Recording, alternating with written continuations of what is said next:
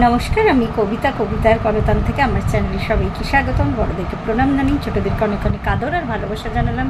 আমি চলে এসেছি এখন হ্যাশট্যাগ আমরা সকলের আজকের বিষয় নিয়ে। আজকের বিষয় রঞ্জনাদি দিয়েছেন। বিষয় হলো যে কারোর কাছে কখনো ঠকেছি কিনা। তো হ্যাঁ, মানে সেরকম পার্টিকুলার ইনসিডেন্ট কিছু মনে নেই, তবে ঠকেছি। মানে যেরকম ঠকার, মানে ঠকা দু ধরনের হয়। একটা হচ্ছে কিছু কিনে আমাকে কোনো কিছু একটা মূল্য দিলাম আমি, সেটার পরিবর্তে যে জিনিসটা পেলাম সেটা ঠিক অতটা ভ্যালুয়েবল নয়, ওই মূল্যের সমমূল্য নয়। তো এটাকে বেশিরভাগ লোক এটাকেই ঠকা বলে থাকে।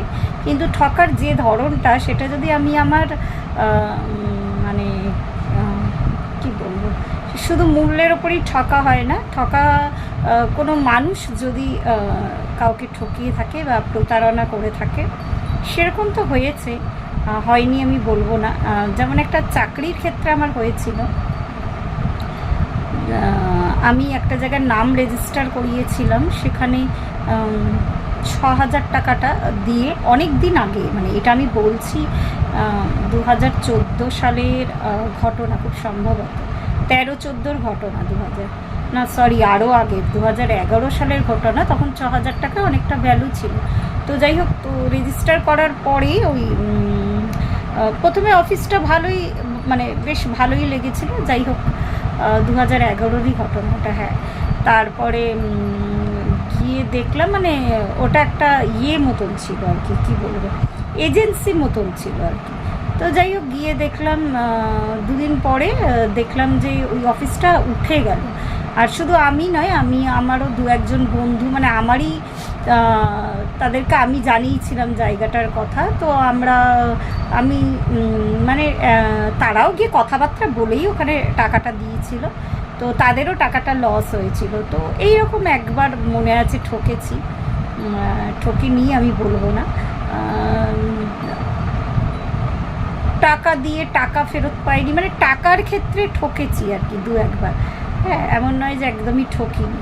কিন্তু যে ঠকাটা আমি বলবো যে বিশ্বাস করে যে ঠকাটা, এটা অবভিয়াসলি বিশ্বাস করে ঠকা, কিন্তু এটা একটু অন্য ধরনের ঠকা। এর সাথে হচ্ছে যদি বিশ্বাসভঙ্গতা যদি ঠকার সমার্থক শব্দ হয়, তো সেরকম ঠকা আমি বলবো, সেরকম ঠকা কেউ সবার জীবনে কিছু না কিছু থাকে আর কি। হ্যাঁ, তো কিন্তু আমি এমনই একজন মানুষ, সেই ঠকাকে খুব একটা আমি মনে রাখতে চাই না বা মনে করতে চাই না। আমার জীবনটা আমি চাই পুরোটাই পজিটিভিটিতে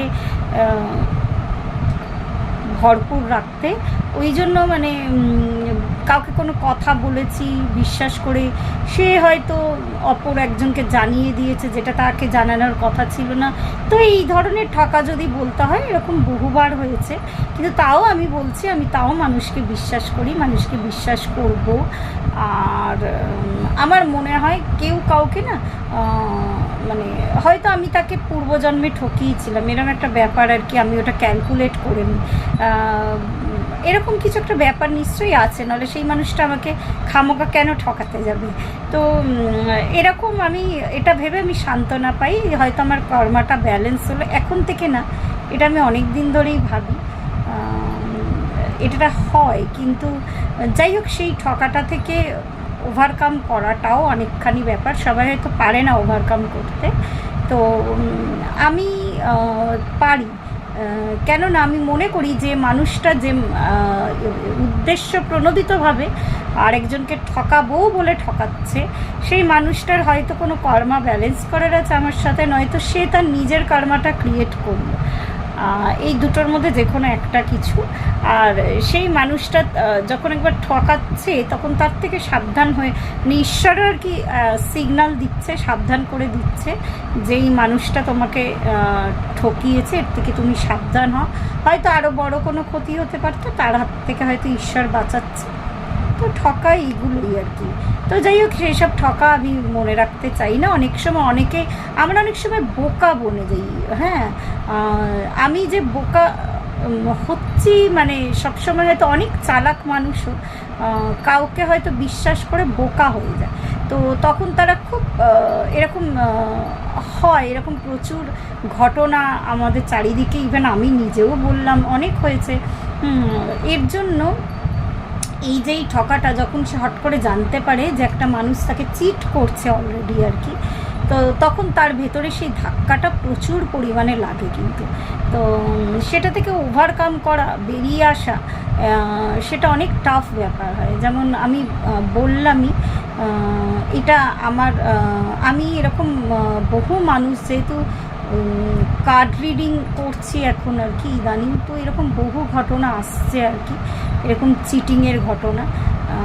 তো যাই হোক, এটা থেকে শিক্ষা নিতে হয়। তো এক একজন এমন করে বলে, খুব খারাপ লাগে আমার তখনও, যে সেই যে মানুষটাকে ঠকিয়েছে তাকে কিভাবে শাস্তি দেওয়া যায়। তো তখন আমি একটু অন্যভাবে বোঝাই, এই যে আমি যেরমভাবে নিজে নিজে বুঝতে পেরেছি, হয় তুমি ওকে পূর্বজন্মে ঠকিয়েছিলে, তোমার কার্মাটা ব্যালেন্স হলো, নয়তো সেই মানুষটা আবার নতুন করে কার্মা ক্রিয়েট করলো তোমার সাথে, তাকে সেই ঋণটা শোধ করতেই হবে, এই জন্মে না হোক পরের জন্মে। কিন্তু সবাই তো এত সহজ সরলভাবে মেনে নিতে পারে না, অনেক রকম কথা আসে, সব কথা তো ইউটিউবে বলা যায় না। এমন অনেকে বলেছে কি করা যায়, কিভাবে ওকে কোন পথে শাস্তি দেওয়া যায়। তো তখন তাকে শান্ত করার জন্য আমি এটাই বলি, এবার যে আমরা যদি মনে করি না অন্য মানুষটা যে ঠকালো, কিভাবে আমি শাস্তি দেবো, তো নিজের ভেতরটা তো জ্বলে পড়ে যাই, উপরন্ত এই জ্বলনটা তো অন্য পথে কিন্তু পরিচালিত করে মানুষকে। তো একটা ডেভিলিশ নেচার তখন মানুষের মধ্যে এসে যায়। তো এটা একদমই ঠিক নয়। এটা ওই যে বললাম যে এখন ইদানিং খুব এই ঘটনাগুলোর আমি সম্মুখীন হচ্ছি আর কি, শুনছি বহু মানুষের ক্ষেত্রে এরকম ঘটনা। তো যাই হোক, ওই আমার মতন যদি আমার কথাটা কেউ একজনও কানেক্ট করতে পারে না, হয়তো কর্মা ব্যালেন্স হচ্ছে, নয়তো সে কর্মা ক্রিয়েট করছে।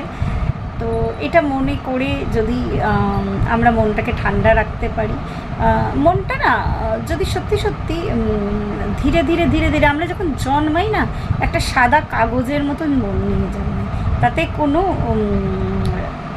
ছাপ থাকে না। যত বড় হই ধীরে ধীরে ঘটনাচক্রে কিন্তু বিভিন্ন লেখা ঝুঁকি, আঁচড় ও কালির দাগ তার মধ্যে আসতে থাকে।